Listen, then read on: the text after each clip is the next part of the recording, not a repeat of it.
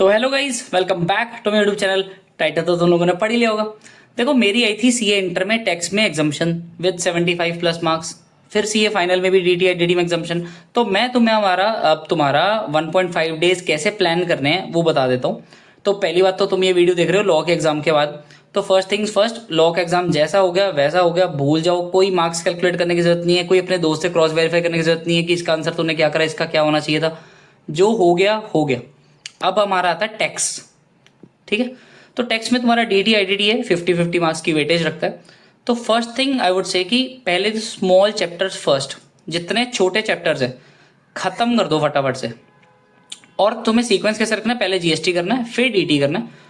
GST के पहले छोटे चैप्टर्स उठाने हैं। सर छोटे चैप्टर्स कौन से? जैसे इंट्रोडक्शन हो गया, रजिस्ट्रेशन हो गया, टैक्सेबल पर्सन हो गया, invoice credit note debit note हो गया, अकाउंट्स एंड रिकॉर्ड्स हो गया।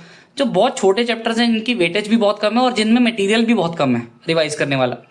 एंड ऑब्वियस ही बात है, तुमने first revision, I hope second revision करी हो तो और बढ़िया। फर्स्ट रिवीजन तो एटलीस्ट सबने ही करी होगी। तो उसके कारण तुम इतना का तो है कि तुम कोई भी चैप्टर कहीं से भी स्टार्ट कर लोगे तो ऐसा नहीं है कि तुम्हारा जीएसटी का फ्लो ही नहीं बनेगा। तो तुम्हारा फ्लो बना हुआ है, तो तुम्हें छोटे चैप्टर्स पहले खत्म करने हैं। इसमें मेरी मेंटालिटी ऐसे रहती है कि तुम स्टार्टिंग के 2 घंटे लगाओगे और तुम एक बड़ा चैप्टर उठा लोगे गलती से, फिर वो 2 घंटे में खत्म नहीं होगा और तुम्हें लगेगा कि यार 2 घंटे बीत गए, अभी तक पूरा सिलेबस पढ़ा है। जबकि उल्टा होगा। अगर मेरी मानोगे तो स्मॉल चैप्टर्स पहले उठाओगे तो 2 घंटे में तुमने मान लो 4 चैप्टर खत्म कर दिए, तो तुम्हें लगेगा यार कि यार सिलेबस कंट्रोल में है यार, आधा तो खत्म भी हो गया ऐसा। तो इसलिए small chapters first. Second thing I would say कि इन 1.5 दिनों में तुम्हें कोई भी न्यू टॉपिक नहीं उठाना है अगर तुमने वो पहले कवर नहीं करा था। ऐसे होता है, बच्चे कुछ चीज़ें ना प्रोक्रास्टिनेट कर देते हैं। मैंने भी एक टाइम पे करी थी और वो मुझे पेपर में दिख गई थी चीज़, भाई मेरे को नहीं आती थी क्योंकि मैंने बिल्कुल एग्जाम से जस्ट पहले ताज़ा पढ़ के गया था। बहुत बड़ी गलती थी वो। तो पॉइंट इज कि अगर तुमने ऐसा कोई भी ऐसा टॉपिक है जो अनटच्ड है तो उसको अनटच्ड ही रहने दो। ठीक है, पॉइंट इज नया टॉपिक नहीं उठाना है। Third thing is RTP. RTP भाई गोल्ड चीज़ है।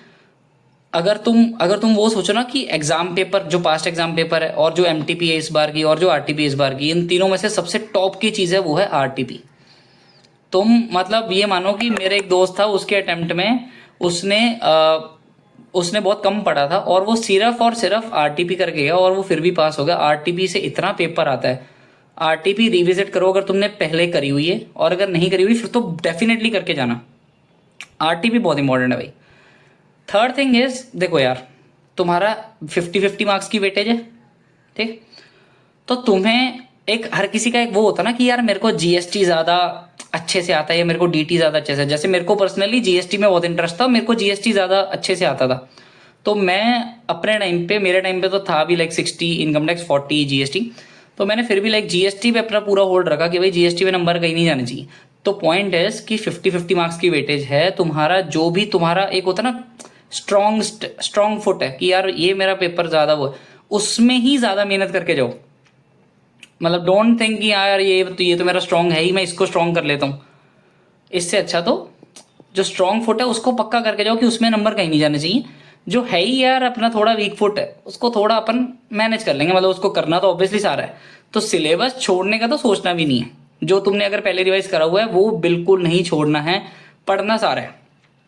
ऑब्वियस ही बात है कि तुमने लास्ट डे के लिए कुछ इंपॉर्टेंट क्वेश्चंस मार्क करे होंगे बड़े चैप्टर्स के। जैसे बड़े चैप्टर्स, जैसे अगर मैं जीएसटी की बात करूं तो सप्लाई हो गया, आईटीसी हो गया, आरसीएम हो गया, एग्जामिशंस हो गया, टाइम ऑफ सप्लाई हो गया। ये जो इंपॉर्टेंट चैप्टर्स है ना, जिनमें ऐसे ट्विस्टिंग से क्वेश्चंस आते हैं या जिनमें ऐसे कुछ याद करने वाली चीज़ें हैं, इनके जो तुमने बड़े क्वेश्चन मार्क करे होंगे वो तो भाई बिल्कुल ही करके जाने हैं। क्योंकि मतलब उसी से एक तो तुम्हारा कंसेप्ट पूरा रिवाइज हो जाता है बाय डिफॉल्ट, और ऊपर से बड़ा क्वेश्चन कर लिया तो फिर छोटे क्वेश्चन ऑटोमेटिकली कवर हो गए ना उसमें। तो एक बार समराइज करते हैं। 1.5 दिन है तुम्हारे पास। तुम्हें पहले जीएसटी उठाना है फिर डीटी उठाना है। जीएसटी में पहले छोटे चैप्टर्स उठाने हैं फिर बड़े करने हैं, फिर डीटी में छोटे उठाने हैं फिर बड़े करने हैं। छोटों को ज़्यादा टाइम नहीं देना है क्योंकि उनकी वेटेज वैसे भी कम है। जैसे इंट्रोडक्शन चैप्टर है उसकी तो वेटेज ही भाई मतलब क्या 2.5 मार्क्स की वेटेज है उसकी। उसको भाई तुम रीड ऐसे करो, मतलब स्पीड एकदम, ठीक है। तो छोटे चैप्टर्स को फुल स्पीड से खत्म। डीटी में भी सेम। लॉ के पेपर को बिल्कुल याद नहीं करना कैसा गया। आरटीपी रिविजिट करनी है। अगर कोई टॉपिक अनटच्ड था तो उसको अनटच्ड ही रहने दो। स्मॉल चैप्टर्स पहले ख़त्म करने हैं, 50-50 मार्क्स की वेटेज है दोनों डीटी और आईडीटी की, तो जिसमें तुम्हारा स्ट्रॉन्ग फुट है उसको ज़्यादा कवर करना है, ठीक है। I hope this summarise, I hope this helps, all the best.